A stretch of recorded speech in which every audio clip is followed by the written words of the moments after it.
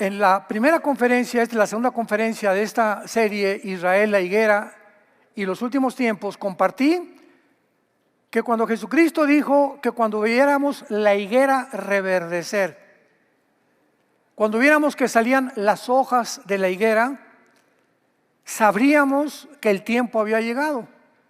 Mateo 24, versículo 32 al 34. Y Jesucristo dijo que cuando la generación que viera este fenómeno de una higuera dando hojas, comparando a Israel, porque no cabe duda que Israel es la higuera, Israel es la vid, Israel es el olivo, son los tres árboles con los cuales Dios compara a Israel en la Biblia, pero en este caso es la higuera. Este fenómeno tuvo lugar el 14 de mayo de 1948. Cuando casi después de 2000 años, Israel milagrosamente, nunca jamás en la historia de la humanidad, una etnia o un grupo o tribu o civilización o pueblo o nación había sido exiliado más de una generación, 50, 60, 70, 80 años, y había regresado a su lugar de origen. Israel fue sacado de su tierra en el año final 130 después de Cristo, porque hubo dos intervenciones romanas en el 70 y en el 130 después de Cristo, por casi 2000 años. Y en 2000 años, pues se te olvida la cultura de tu pueblo, el idioma de tu nación, las tradiciones y hasta la religión. Pero aquí vemos un grupo de personas que regresan con la misma cultura, las mismas tradiciones, la misma religión y la misma política y el mismo idioma, por el amor de Dios. Tú vas a Estados Unidos, ¿verdad? Y todos los que pasan a Estados Unidos, mexicanos, centroamericanos, sudamericanos, etcétera, etcétera, italianos, y llegan de jóvenes o de niños, se les olvida su lenguaje y no quieren ni siquiera hablar su lenguaje original, para no ser desechados o con aspecto despectivo, ser vistos por los norteamericanos, etcétera, etcétera, porque así es la naturaleza humana, adaptarnos, ¿verdad?, al medio ambiente donde estamos viviendo. Esto no fue así con el pueblo judío. ¿Por qué no fue así? Porque cuando Dios creó el mundo, ahí estábamos los seres humanos y Dios tenía el propósito, si Él es el creador, pues de comunicarse con nosotros. No sabe, voy a crearlos y ahí se ven, sino que Dios desde que nos creó tenía el propósito de que nosotros supiéramos quién es Él. ¿Por qué? Porque vamos a pasar la eternidad con Él. Entonces Dios escoge un grupo de personas, pudieron haber sido mexicanos, italianos, franceses, lo que tú me quieras decir. La cuestión es que Dios escoge a un grupo, a un hombre llamado Abraham, que venía de Irak, de la región que es ahorita Irak, que en el Antiguo Testamento era Babilonia. Y lo llama y a través de Irán forma un grupo de personas para hacer una nación. Síganme con mucho cuidado. Para que a través de esta nación que se llama Israel, pudiera Dios enviar al mundo a través de esta nación su libro, que es la Biblia, el Mesías, los mandamientos, qué es bueno, qué es malo, los valores de ética, los valores de moral, y que Israel se convirtiera en un reino de sacerdotes, testigos del único Dios vivo y verdadero. Entonces, al mismo tiempo que Dios hace eso con Israel, el enemigo, Satanás, Lucifer, el diablo o el dragón, se levanta y comienza a tratar de impedir que a través de ese pueblo se cumplieran los propósitos de Dios. Y durante toda la historia de la humanidad no ha habido un pueblo más perseguido, más calumniado, más rechazado, más exiliado, más asesinado, más mal comprendido que la nación de Israel. Y lo podemos ver por todos lados, el antisemitismo. Entonces, el hecho que Dios haya hecho esto, ahora nos explica por qué el holocausto nazi, expulsados de todos los países, la Inquisición española, etcétera, etcétera, el odio. Y el odio es simplemente por ser judíos. Viene Jesucristo y el diablo dice, ahora sí, vamos a buscar un hombre por ahí llamado Judas Iscariote para que convencerlo que por un dinero, porque ya nos dimos cuenta que él era el tesorero de los apóstoles, y para que a través de este dinero, ¿verdad?, le vamos a ofrecer para que los fariseos compren a Judas y traicione a su maestro. Y dicho y hecho, Judas por 30 miserables monedas de plata vende a su maestro. Y en la cruz, todo el mundo invisible espiritual estaba alabado, alabín, bomba. Ahora sí matamos, ¿verdad?, al que se decía el Cristo, al Hijo de Dios. Ya la semilla de la mujer ya no va a poder crecer. Y qué susto a los 3 días. La cruz fue una trampa al mismo Satanás. Y cayó redondito en la trampa. Dice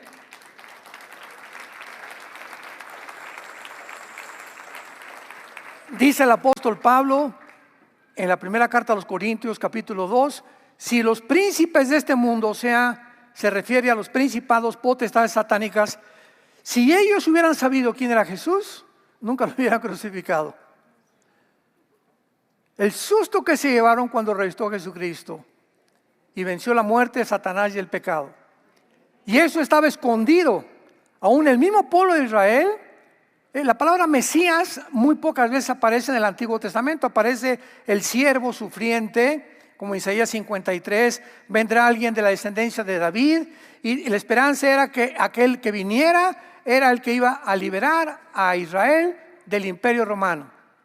Y por eso los discípulos se extrañaron cuando comenzaron a caminar con él durante 3 años, y el último año Jesucristo les dice, tengo que morir. A los 3 días los sacerdotes, los escribas me van a crucificar, etcétera, etcétera. Y Pedro le dijo, no sea tal cosa en ti, ni siquiera pienses en eso. Se asustaron porque ellos lo menos que esperaban es que Cristo pudiera estar pensando en morirse sin antes establecer el reino. Era lo que todos estaban esperando. Y Jesucristo se voltea con Pedro y le dice, no me tientes, Satanás, lo que tiene que ser va a ser. O sea, Pedro no sabía, pero en ese momento Satanás usó a Pedro para decirle a Cristo, no hagas tal cosa con tu vida. ¿Cómo que vas a morir? De ninguna manera, ni lo pienses. Entonces, esto es muy importante que nosotros comprendamos por qué el odio contra Israel. En el 48 regresaron y los atacaron el 15 de mayo. Ganó la guerra. En el 56, en la guerra del Canal de Suez, los volvieron a atacar, volvió a ganar la guerra. 1967, la guerra de los 6 días, los vuelven a atacar, vuelve a ganar la guerra. Y en todas, milagrosamente, dentro de las leyes de las probabilidades matemáticas, había 1 a la 12ª potencia que pudieran ganar una guerra, sobre todo la de los 6 días. 1973, la 4ª guerra, Yom Kippur, vuelven a ganar.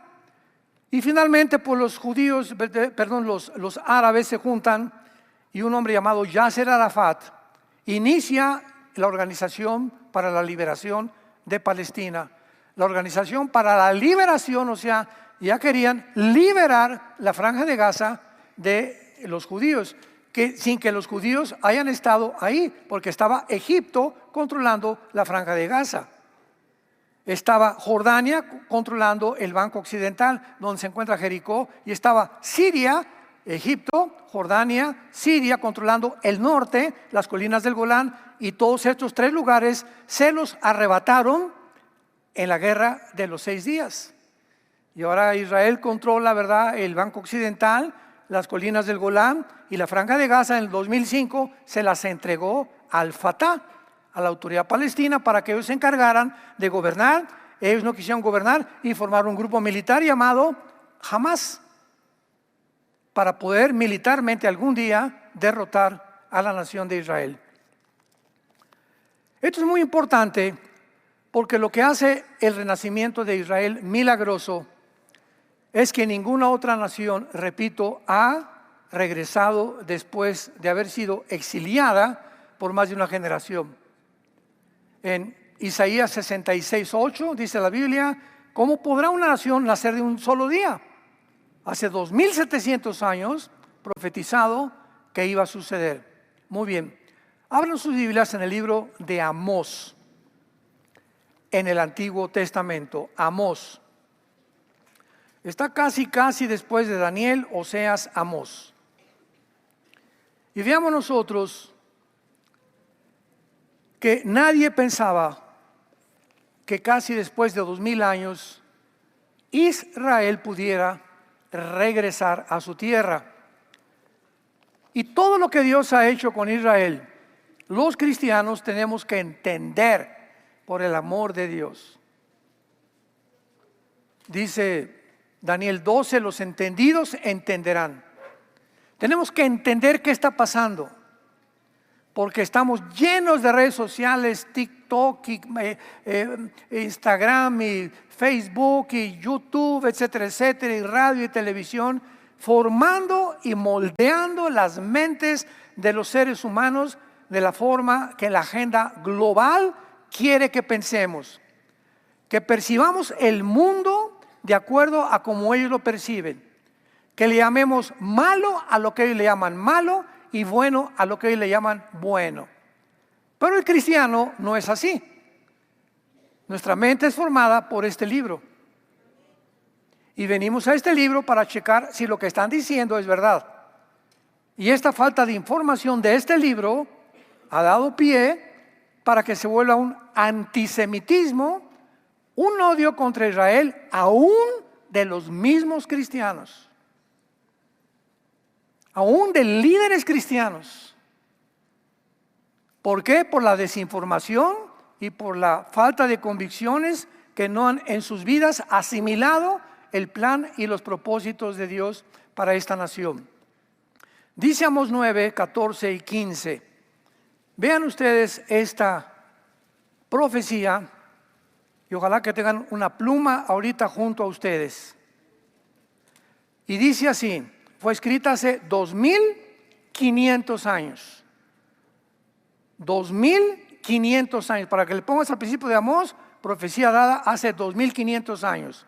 Y dice así: vean ustedes, número 1, traeré del cautiverio a mi pueblo Israel. Pon ahí junto 1948. Traeré del cautiverio a mi pueblo Israel. 1948 se cumplió al pie de la letra lo que dice hace 2500 años el profeta hebreo Amós. Número 2, edificarán las ciudades, las habitarán, plantarán viñas, beberán vino de ellas, harán huertos y comerán el fruto de ellos. Cuando los judíos regresaron a su tierra, en 1948, no había un solo árbol plantado. No había irrigación en la tierra. Israel en aquel tiempo le llamaban Palestina, porque el emperador Adriano Romano le quiso cambiar a Palestina porque ya había, repito, el ataque del diablo ha sido consistente a través hasta que Cristo regrese. El diablo no dejará de perseguir a esta nación y ahora se ha vuelto contra nosotros, los cristianos, porque la iglesia, dice Romanos 11, estamos injertados en el olivo, que es Israel. Entonces somos una misma familia con el pueblo de Israel mesiánico, los judíos que han aceptado a Jesucristo, no con todos los judíos. Esto es muy importante de entender. Entonces el pueblo judío que Dios va a salvar va a ser los que creyeron en el Mesías, que le llaman ahorita judíos mesiánicos. Porque un judío no se llama cristiano, ni quieren llamarse cristianos por el significado etimológico de las palabras. Cuando llegaron los judíos, no había árboles, no había irrigación. Aquí dice que ellos iban a edificar, que iban a habitar, que iban a plantar árboles e iban a vivir el vino de ellas, que iban a hacer huertos e iban a comer el fruto de ellos. 1948, 1950-51, 3 años. En 3 años, Israel hizo la obra de la ingeniería hidráulica más poderosa de todo el siglo XX. En menos de 3-4 años plantó más de 6 millones de olivos.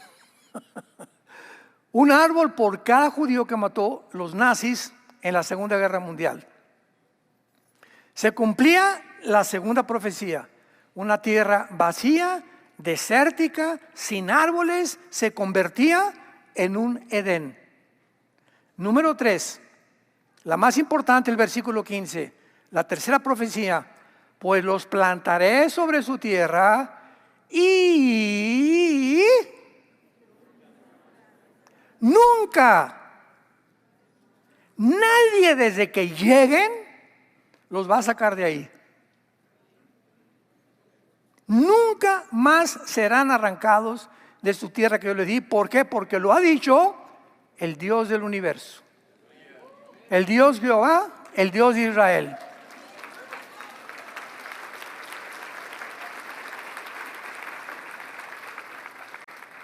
Si el regreso de los judíos fue milagroso en el 48, la sobrevivencia de este pueblo hasta el siglo XXI que estamos, septiembre del año 2024, es más milagrosa todavía.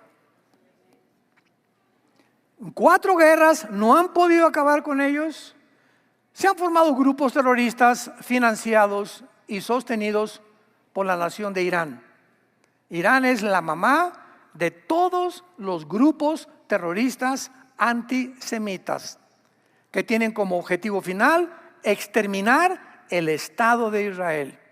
Llámese Hamas, Hezbollah, que significa el Partido del Pueblo, los Hutis de Yemen, ISIS, Al-Qaeda o los talibanes de Afganistán, como tú les quieras llamar. Todos estos grupos terroristas trabajan, viven, son sostenidos, y la única pasión que los embarga desde que nacen es matar judíos. No ha habido tampoco en la civilización y en la historia humana un pueblo a quien se le haya odiado tanto como Israel. Y lo vimos claramente, hoy más que claramente lo vimos, el 7 de octubre del año 2023. 2,000 terroristas de Hamas, 2,000 mezclados con algunos civiles, rompen las vallas que separaba la franja de Gaza con la parte occidental de Israel junto al mar Mediterráneo, donde estaban todos los kibbutz, una zona donde habitan puros viejitos, recién matrimonios, recién casados, que ni militares son, etcétera, etcétera, y comienzan a llegar y encuentran un festival con más de 500 jóvenes y los matan a todos. Algunos sobrevivientes, muchachas, se las llevan, las agarran prisioneras y entran a los kibbutz. Ojalá que aguanten lo que les voy a decir. A los niños recién nacidos los meten en un microondas y los queman enfrente de los papás. Al papá, enfrente de la mamá, le sacan los ojos, le cortan los pies para que lo estén viendo los niños ya más grandes y los jóvenes, y después le hacen lo mismo a la mamá enfrente de los niños, y después a los niños los queman y los matan. De rehenes se llevan a niños de 8 meses de nacidos, de rehenes. ¿Dónde está la ley internacional de la guerra? ¿Qué dice el Código de Jurisprudencia y de la Corte Internacional de Criminología en La Haya, etcétera, etcétera? Que está prohibido tomar rehenes menores de edad. ¿Qué hizo las Naciones Unidas? Nada. ¿Qué hizo el Foro Económico Mundial? Nada. ¿Qué hizo la Organización Mundial de la Salud? Nada. ¿Qué hizo la mayoría de las naciones? Nada. Pero sí hicieron algo. Comenzaron ahora. acusar no al grupo terrorista de genocidio, sino que les voltearon, como decimos en México, les voltearon la torta. Y ahora, en lugar de acusar al grupo terrorista, acusan a Israel de genocidio al ir a la Franja de Gaza, al terreno donde se llevaron a todos secuestrados para rescatarlos. Los acusan de genocidio y de matar civiles. Oye, pero es que ellos, el grupo de Hamás, no tienen un uniforme. Todos están vestidos de civil. Y tú matas a un guerrillero dentro de Hamás y dicen que es un civil. Pues claro, porque todos están vestidos de civiles. Y comienza el mundo, ahí no se queda la cosa, a levantar protestas en las calles de estudiantes de Columbia, de Harvard, de Princeton, de Yale, de las mejores universidades del mundo, con la mejor, por lo menos, clase de mentalidad para que estés en esas universidades, que es muy difícil que te acepten, tener un coeficiente intelectual bastante elevado. Se vuelven contra Israel, comienzan a apoyar a los de Hamás, con cantos desde el río hasta el mar, liberemos a Palestina. Y se les une el movimiento LGTB. Cuando en Gaza los de Hamás prohíben la homosexualidad, prohíben el lesbianismo, y a todos los homosexuales, los de Hamás, los avientan desde un techo de cabeza hacia abajo. Entonces, ¿cómo es posible que se estén uniendo el movimiento Black Lives Matter, Antifa, el LGTB con ellos, cuando ni siquiera saben la mentalidad y la agenda del grupo terrorista? En lugar de que protestaran, liberen a los rehenes, saquen a los rehenes, vayan por esos niños, maten a los judíos, métanlos otra vez a las cámaras de gas y acúsenlos de genocidio. Y el mundo se tragó todas estas mentiras. Sí, es cierto, son genocidas. Hasta que por fin los judíos, ¿verdad?, meten a abogados de Europa para definir la palabra genocidio. Por el amor de Dios, ya no quiero decir Virgen del Socorro.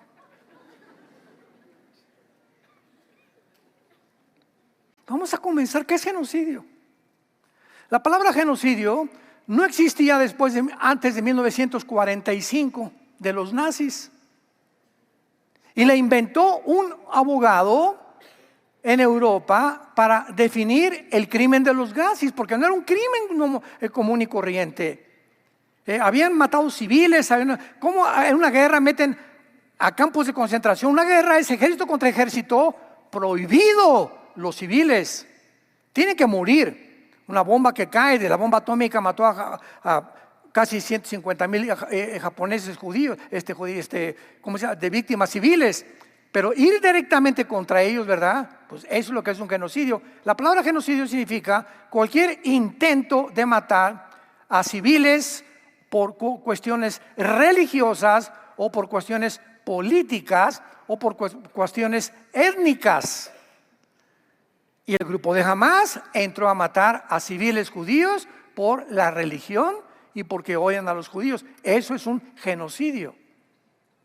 Cuando Israel entra a la Franja de Gaza a perseguir al grupo terrorista, no es genocidio. Les avisó 4 semanas antes, mandaron aviones con panfletos: vamos a entrar, la población civil les recomendamos que se vayan al sur de Gaza porque vamos a entrar. Nunca Israel ha atacado, jamás desde el 48, nunca ha sido el agresor, siempre ha sido el que se defiende. ¿De qué están hablando? Nunca nadie los va a volver a sacar de su tierra. Ahorita Hamás está casi deshecho.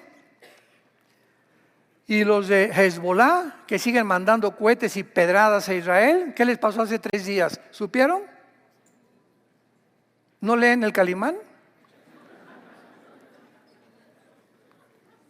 Resulta, hace 3 días, que Irán descubrió que los teléfonos celulares, esto fue hace como un año, no era bueno usarlos porque el sistema de inteligencia que tiene Israel mediante los satélites de comunicación es impresionante. Y ellos tienen ondas para controlar a los judíos que ningún país tiene más que ellos. Entonces es impresionante. Y podían a través de los celulares oír sus conversaciones y oír sus planes. Vean ustedes cómo funciona esto. Y entonces el Ayatollah Rasjalá, que es el jefe de Hezbollah en Irán, Rasjalá, les compra 10,000 beepers y les dan a todos los de Hezbollah beepers en lugar de celulares. Tal vez esto es lo que se piensa ahorita. Israel tiene un departamento de inteligencia que se llama el Mossad, como si fuera el FBI o el KGB ¿cómo se llama? De Inglaterra, o el G15 de Rusia, el KGB de Rusia, el servicio secreto, etcétera, etcétera. Pero es un grupo de inteligencia que se está dedicado a evitar ataques, contrarrestar terrorismo, etcétera, etcétera. Y parece que hace un año estos beepers dicen que salieron de Taiwán. Todo esto es especulativo. Todavía no llegan por fin con cómo salieron estos beepers, cómo cayeron en manos de Irán. Pero parece que los judíos interceptaron este envío y les metieron un explosivo diminuto a cada beeper. Y ahora, hace 2 o 3 días, ya que tenían todos los de Hezbollah, los beepers, a través de control remoto, los hicieron explotar. Murieron, digo, no más de 20 de Hezbollah, pues la mayoría están heridos, etcétera, etcétera, desorientados, se queda uno sin poder oír, etcétera, todas estas cosas. Como dice Irving Gattel, un politólogo judío muy importante, que no es cristiano, dice Irving Gattel: oye, si tu vecino te está, aviente piedras y te rompen los vidrios y descalaron a tus hijos, ¿te vas a quedar así con los brazos cruzados? ¿Qué naciones, si a México se mete Guatemala o nos avientan bombas, etcétera, etcétera? Los gobiernos tenemos que reaccionar, porque la responsabilidad de cada gobernante es defender ultrajes internacionales o de tus vecinos de cualquier nación, porque hay una ley que una nación no se puede meter con la otra y atacarla así nada más porque sí. Entonces los judíos dijeron: ya nos comamos la paciencia, y están mande cohetes, pues ahora usamos la tecnología, y volaron a más de 10,000 de Hamas. Nada más, repito, no hubo muchas muertes, pero quedaron muchos sin pierna, otros sin orejas, otros sin ojos, etcétera, etcétera, que no es nada comparado con lo que ellos hicieron a los niños en el 7 de octubre del año pasado. Y el mundo está ahorita, Putin dice, lo que hicieron los judíos es increíblemente extraordinario. Ni nosotros ni los chinos tenemos la tecnología para poder hacer esto. Ahora Irán, la mamá de todos estos grupos terroristas que tienen como consigna derramar sangre, matar niños, jóvenes, adultos y de la cuarta edad, ahora van a pensarlo 3 veces antes de seguir atacando a Israel. Porque dice el Señor: nadie los podrá arrancar de su tierra que yo les di. Y nosotros, todos nosotros, somos testigos, somos la última generación. Jesucristo dijo: el que vea el renacimiento nacional de Israel no pasará esa generación. Nosotros somos esa generación. Nosotros somos la última generación. Nos encontramos al final de la historia. Ya no tardamos en irnos para allá arriba. Desgraciadamente, la mayoría de nosotros que estamos vivos desde 1948 hemos tomado la existencia de Israel como algo normal. Ahorita todos los millennials, como les llaman, los que nacieron en los 80s, 90s, los que están naciendo en el siglo XXI, no tienen el conocimiento de toda esta historia, de cómo los nazis se juntaron con el movimiento radical de la hermandad musulmana para matar judíos. Nadie de esto, ¿verdad? La historia nos enseña que el hombre no aprende de la historia. Entonces somos una generación de jóvenes, de niños que ni siquiera piensan en eso, ¿verdad? Olvidamos el hecho que ninguna nación jamás Se había recobrado de su cultura, su lenguaje, su religión, su economía, su prosperidad, poder militar y su religión. Olvidamos el hecho que por más de 1878 años, hasta 1948, el Israel nacional existía nada más en algunos libros de historia. Ahora veamos rápidamente cómo pudo Israel llegar en 1948 a renacer nacionalmente, porque aún les espera el renacimiento espiritual, porque regresaron en incredulidad a su tierra. La mayor parte de los judíos no creen ni siquiera en Abraham, Isaac y Jacob, o ni siquiera en Jehová. No creen, son ateos. Hay miles de judíos ateos. Entonces, ¿cómo es posible que ahora podamos nosotros entender esto, verdad? Y vamos a ver que para que Israel en el 48 llegara en contra de cientos de tropiezos, de vallas, de obstáculos que el mundo les puso, por eso es un milagro que hayan regresado para cumplir Amós 9, 14 y 15. Muy bien. Sabemos históricamente que el regreso de Israel a su tierra fue por etapas. No se dio así nada más porque sí. Y en todas estas etapas vemos la mano de Dios. No fue por etapas y señales preparadas por Dios, sino estas etapas y señales fueron oscurecidas a través de los días. Y la gente, muy poca gente en el mundo puede percibir estas etapas y los milagros como Dios lleva tarde o temprano a cumplirlos. Tuvimos el siglo pasado la Primera Guerra Mundial, 1914 a 1918. Tuvimos la Gran Depresión, 1930. El surgimiento del nazismo, 1939 al 45, y el Holocausto, que atrajo la atención del mundo entero. Desgraciadamente, fueron pocos los cristianos que tuvieron entendimiento de las profecías bíblicas como actualmente lo siguen teniendo. Créanmelo, yo acabo de regresar hace una semana, 2 semanas, ¿verdad? Estuve en Miami, no en la playa, desde luego, ¿verdad? Fui a predicar a pastores, a líderes, etcétera, etcétera, y me contaron cosas, ¿verdad?, que no lo puedo creer. Pero la ignorancia que existe de las profecías es de veras alarmante. Entonces vemos cómo todas estas cosas no se percibieron, de qué manera estos vientos proféticos estaban comenzando a cambiar el mundo entero, ni el propósito divino que se encontraba al regresar Israel a su tierra. Yo he conocido cristianos, amigos míos, muy inteligentes, etcétera, etcétera, que tienen un conocimiento en otras cosas y me dicen, es que Dios ya acabó con Israel, es que todas las profecías ya se han cumplido. Todos espiritualizan todo el Apocalipsis. Hace 3 días tuve un Zoom con un grupo de líderes y me estaban comentando eso. Armando, es que yo les contesté, bueno, Apocalipsis 16. ¿Traes la Biblia?, le pregunté. Sí, ábrela.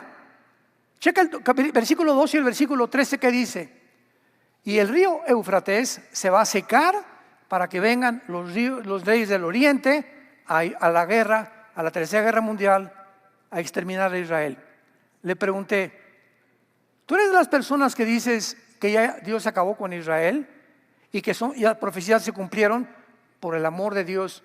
¿Ya se secó el río Éufrates? Cabeza de melón.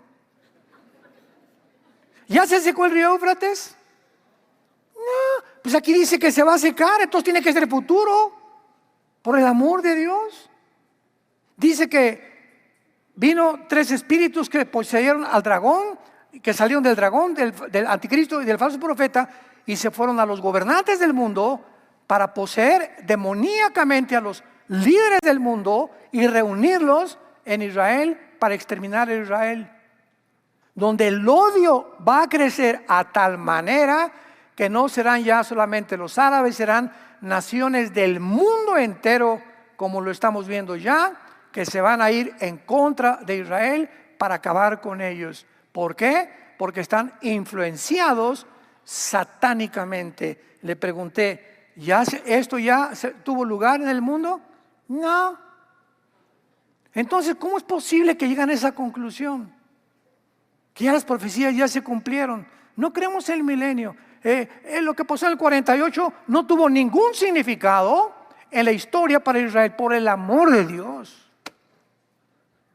Cuando regresaron en el 48, Dios mandaba un reflejo del cielo y alumbraba a la nación para decirnos a nosotros: vean, no me he olvidado de mi pueblo Israel.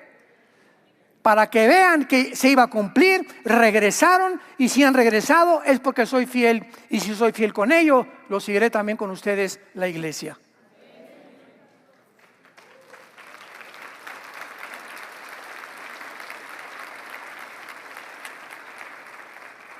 Sin embargo, detrás de todos estos eventos, Primera Guerra Mundial, la Gran Depresión, la Segunda Guerra Mundial, etcétera, etcétera, se encontraba la mano de Dios actuando para preparar el cumplimiento de las profecías bíblicas del regreso de Israel a su tierra. Vayamos a Ezequiel capítulo 37 y veamos de qué manera Dios colocó en el mundo, cuando Dios tiene un plan, Él lo prepara al pie de la letra. Dios colocó a ciertos hombres en ciertas posiciones de poder para que llevaran a cabo su plan, como fue el inglés Lord James Balfour, que fue el que decretó y convenció a los ingleses para que por primera vez regresaran los judíos, al presidente Harry Truman de los Estados Unidos. Y estas personas, después ya en la Segunda Guerra Mundial, conocían y comprendieron el significado profético del proceso político que se tenía que llevar a cabo, que tenían que apoyar.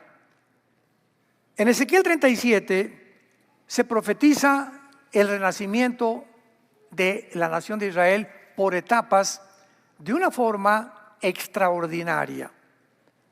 Vean ustedes los primeros 6 versículos de esta profecía. La mano de Jehová vino sobre mí y me llevó en el espíritu de Jehová y me puso en medio de un valle que estaba lleno de huesos. Me hizo pasar cerca de ellos por todo alrededor. He aquí que eran muchísimos sobre la faz del campo, secos en gran manera. Y me dijo: hijo de hombre, ¿vivirán estos huesos? Y dije: Señor Jehová, tú lo sabes.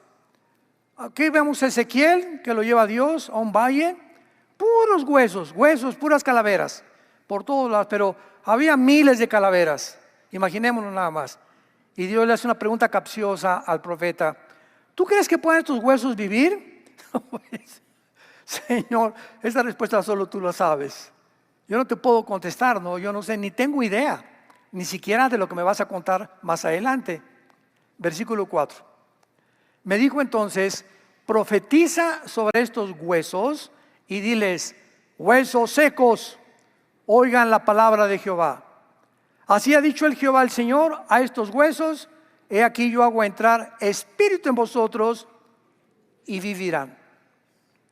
Pondré tendones, haré subir la carne, cubriré la piel y pondré en vosotros espíritu y viviréis y sabréis que yo soy Jehová. Noten ustedes las etapas del renacimiento.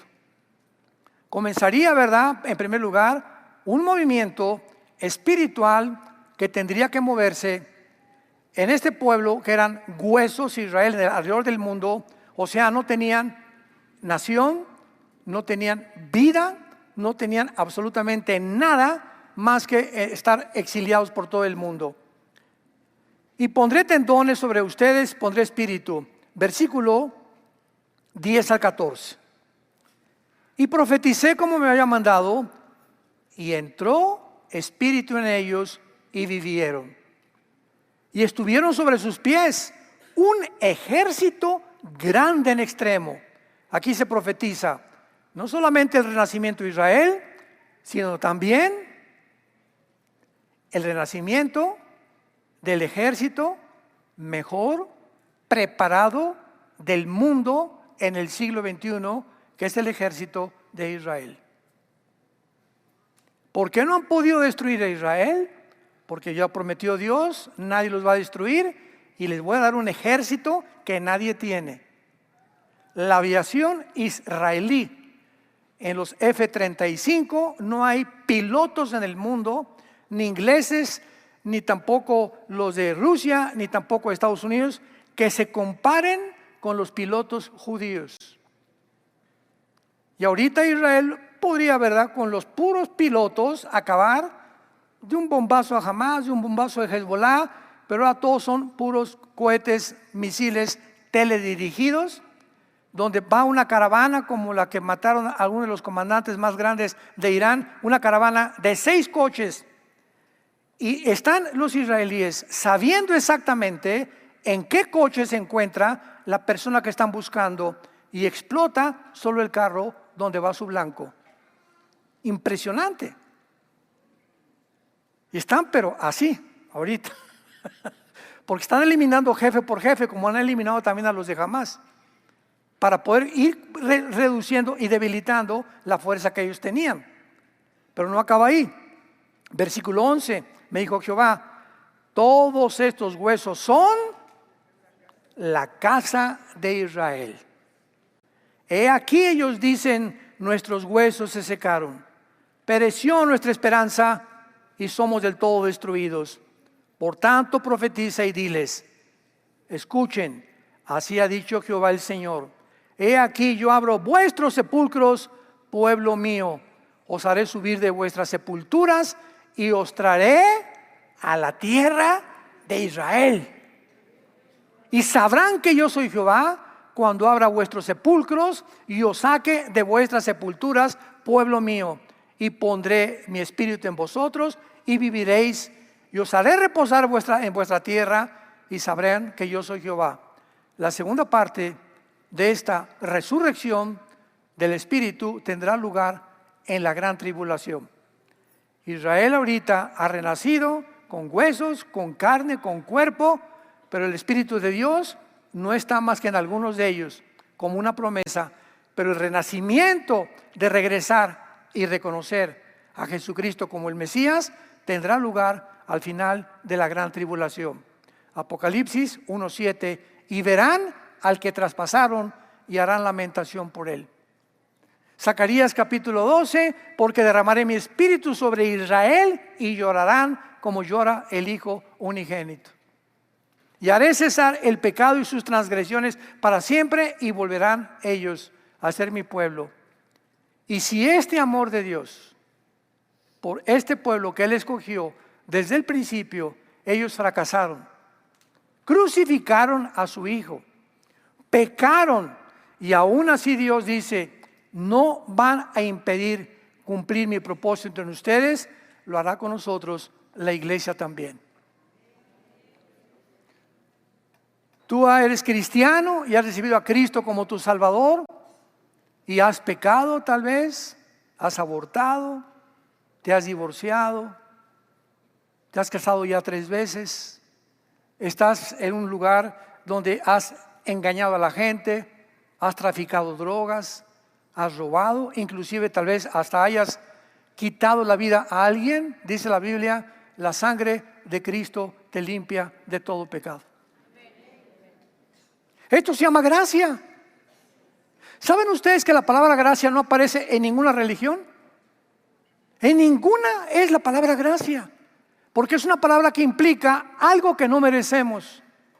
Y cuando Dios me perdona de todo lo que yo hice y me dice, Dios mío, yo le digo, Señor, pero ¿cómo? Yo me voy a ir de rodillas a la villa. No tiene necesidad.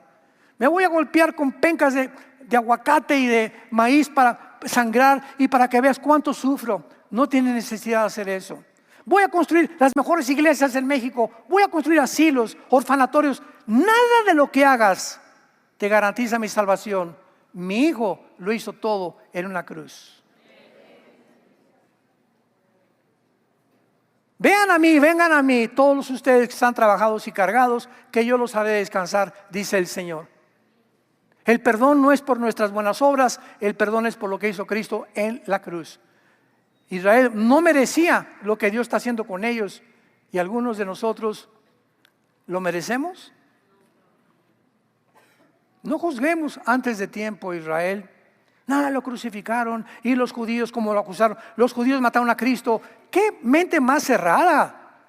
Fue nuestro pecado lo que hizo que Cristo fuera a la cruz, no un grupo étnico ni una civilización. La paga del pecado es la muerte, por cuanto todos pecamos y todos fuimos destituidos de la gracia de Dios, siendo justificados gratuitamente por la reconciliación y lo que hizo Jesús en nuestro lugar en esa cruz. Y esto Dios nos los ofrece ahora a todos nosotros, para que comprendamos este pueblo que tiene que ser odiado y va a seguir siendo odiado al grado que la Tercera Guerra Mundial será por causa de ellos. Zacarías 12, versículo 2 y 3. Porque pondré a Jerusalén como piedra pesada, que la cargarán todos los pueblos, y las naciones del mundo la rodearán. Y cuando vean a Jerusalén rodeada de los ejércitos del mundo, saben que se acerca la Tercera Guerra Mundial. ¿Estás tú preparado para encontrarte con tu Dios? ¿Crees realmente que lo que conoces lo conoces y que no hay ninguna otra cosa que desconozcas que no sabes? ¿Sabes una cosa? Lo que conoces no sabes como lo sabes debes de conocer. Dejemos tanta soberbia intelectual, vengamos a la Biblia, vengamos al Señor, pidámosle que podamos vivir cerca de Él en estos tiempos tan difíciles que se vienen sobre el mundo, porque somos nosotros la última generación. Oremos.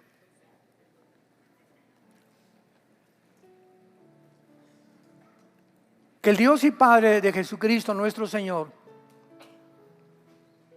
que nos hizo renacer para una esperanza viva por medio de la resurrección de Jesucristo de entre los muertos,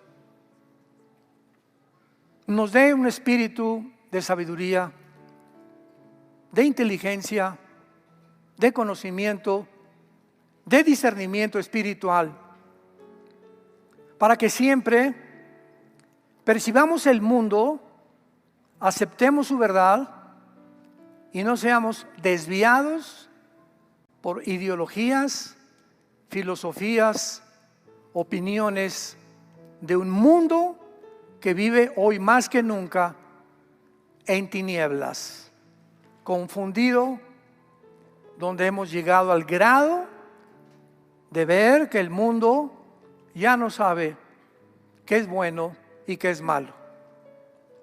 A lo malo ya le llaman bueno, a lo bueno le llaman malo. A lo blanco le llaman negro, a lo negro le llaman blanco. Un mundo que ha perdido la brújula, la orientación de sus vidas.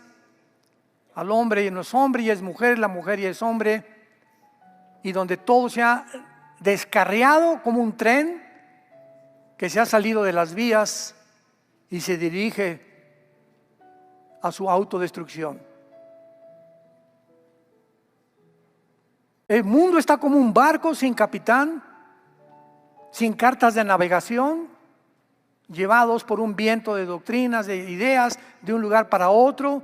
Unos dicen una cosa, otros dicen otra cosa, y seguimos oyendo la voz que dice: yo soy la verdad, yo soy el camino, yo soy la vida.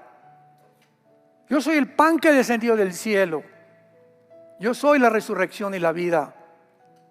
Yo soy el principio, yo soy el final, el alfa y el omega. Yo soy aquel que te dice: no temas, nunca te voy a dejar. Estaré siempre contigo. Jehová es nuestro pastor, nada nos faltará. Nos hará descansar en lugares de delicados pastos. Confortará nuestra alma. Aunque andemos en valle de sombras y de muerte, no temeremos, porque Él es fiel. Si lo hizo con Israel, mucho más lo hará con nosotros, hombres y mujeres de poca fe. El bien y la misericordia nos seguirán todos los días de nuestra vida, y en la casa de Jehová acabaremos viviendo por toda la eternidad. Esfuércense, sean valientes. Súbete al caballo, no te quedes ahí tirado quejándote, victimizándote, que no puedes. Todo lo podemos en Cristo que nos fortalece. Somos guerreros de Dios. Subámonos al caballo, tomemos el escudo de la fe, la espada del Espíritu y peleemos la buena batalla de la fe, porque fiel es el que lo prometió, en quien oramos y a quien le damos las gracias por toda la eternidad, por tan grande salvación, a Jesucristo, el Hijo de Dios, nuestro Señor y Salvador. Amén. Que tengan mucha paz.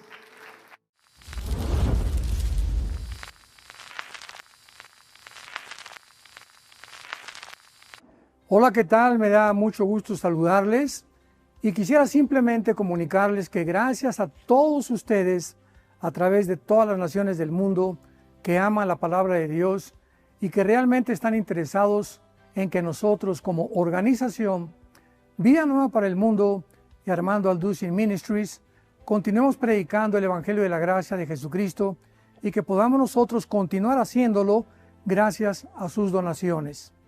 Este año cumplimos 46 años de ministerio, 46 años donde hemos predicado, hemos enseñado, hemos tenido seminarios y de diferentes formas de estudios bíblicos alrededor del mundo y hemos pensado y considerado de una forma fiel el Evangelio de la sana doctrina de Jesucristo. Nosotros, con todas estas donaciones, tenemos que sostener pastores, misioneros, obras, equipos de televisión y aún continuamos buscando la manera de poder elevar este ministerio. Hasta este momento quiero que ustedes estén enterados que no tenemos una sola propiedad como organización y así hemos trabajado durante 46 años porque le damos la importancia a la evangelización, a las misiones y también a los hombres de Dios para levantar más pastores. Le damos las gracias y que pueda Dios con su gracia tocar sus corazones y que puedan ustedes invertir en un terreno donde es fructífero, porque creemos que ha producido bastante buen fruto para la gloria de Dios.